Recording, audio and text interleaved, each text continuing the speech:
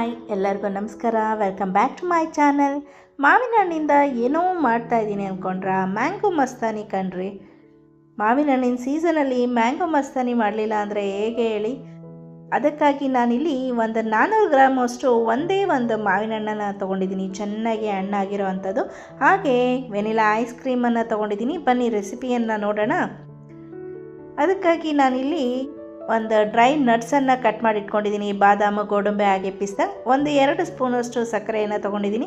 ಒಂದು ಅರ್ಧ ಕಪ್ನಷ್ಟು ಫ್ರೆಶ್ ಕ್ರೀಮನ್ನು ಆ್ಯಡ್ ಮಾಡ್ಕೊತಾ ಇದ್ದೀನಿ ನಾನಿಲ್ಲಿ. ನಂತರ ಮಾವಿನ ಹಣ್ಣಿನ ಸಿಪ್ಪೆಯನ್ನೆಲ್ಲ ತಕ್ಕೊಂಡು ಅದರ ಒಳಗಡೆ ಇರೋ ಪಲ್ಪನ್ನೆಲ್ಲ ಒಂದು ಬೌಲಿಗೆ ಹಾಕ್ಕೊಳ್ಬೇಕಾಗತ್ತೆ. ನನ್ನೆಲ್ಲ ರೆಸಿಪಿಗಳನ್ನ ನೀವು ಕೂಡ ಟ್ರೈ ಮಾಡಿ ಹೇಗಾಗಿತ್ತು ಅಂತ ಕಮೆಂಟ್ ಮಾಡಿ. ನೀವು ಫ್ಯಾಮಿಲಿ ಒಟ್ಟಿಗೆ, ಫ್ರೆಂಡ್ಸ್ ಒಟ್ಟಿಗೆ ಶೇರ್ ಮಾಡೋದನ್ನು ಮರಿಬೇಡಿ.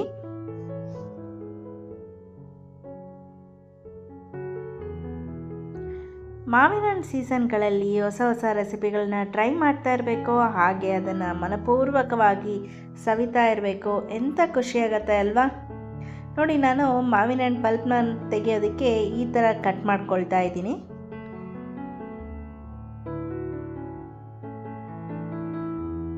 ನೋಡಿ, ಈ ಪಲ್ಪೆಲ್ಲ ತೆಗೆದುಬಿಟ್ಟು ನಾನು ಒಂದು ಬೌಲಿಗೆ ಹಾಕ್ಕೊಳ್ತಾ ಇದ್ದೀನಿ.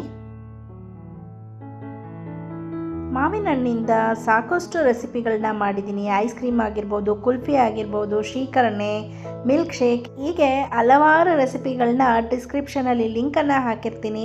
ಹಾಗೆ ಪ್ಲೇಲಿಸ್ಟಲ್ಲಿ ಕೂಡ ಇರುತ್ತೆ, ದಯವಿಟ್ಟು ಹೋಗಿ ನೋಡಿ.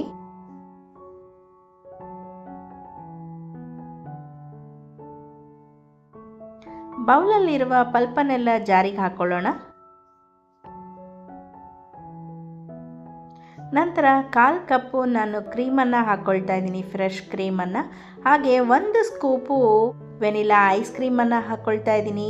2 ಸ್ಪೂನು ಅಷ್ಟು ಸಕ್ಕರೆಯನ್ನು ಹಾಕ್ಕೊಳ್ತಾ ಇದ್ದೀನಿ. ಸಿಹಿ ಇನ್ನೂ ಹೆಚ್ಚು ಬೇಕು ಅಂದರೆ ನೀವು ಸಕ್ಕರೆಯನ್ನು ಹೆಚ್ಚಾದರೂ ಹಾಕ್ಕೊಳ್ಬೋದು, ವೆನಿಲಾ ಐಸ್ ಕ್ರೀಮನ್ನಾದರೂ ಹಾಕ್ಕೊಳ್ಬೋದು. ಇದನ್ನೆಲ್ಲ ಗ್ರೈಂಡ್ ಮಾಡ್ಕೊಂಡು ತೊಗೊಂಡು ಬಂದಿದ್ದೀನಿ ನೋಡಿ. ಮ್ಯಾಂಗೋ ಮಸ್ತಾನಿಯನ್ನು ಸರ್ವ್ ಮಾಡೋಣ ಬನ್ನಿ.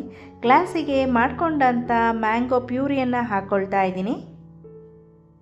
ನಂತರ 1 ಸ್ಕೂಪು ವೆನಿಲಾ ಐಸ್ ಕ್ರೀಮನ್ನು ಹಾಕ್ಕೊಳ್ತಾ ಇದ್ದೀನಿ.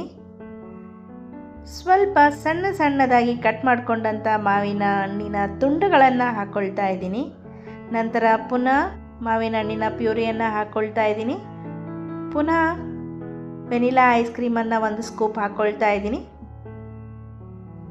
ಡ್ರೈ ನಟ್ಸನ್ನು ಹಾಕಿ ಗಾರ್ನಿಷನ್ನು ಮಾಡೋಣ. ನೋಡಿ, ಮ್ಯಾಂಗೋ ಮಸ್ತಾನಿ ಎಷ್ಟು ಸುಲಭವಾಗಿ ರೆಡಿ ಆಯ್ತಲ್ಲ.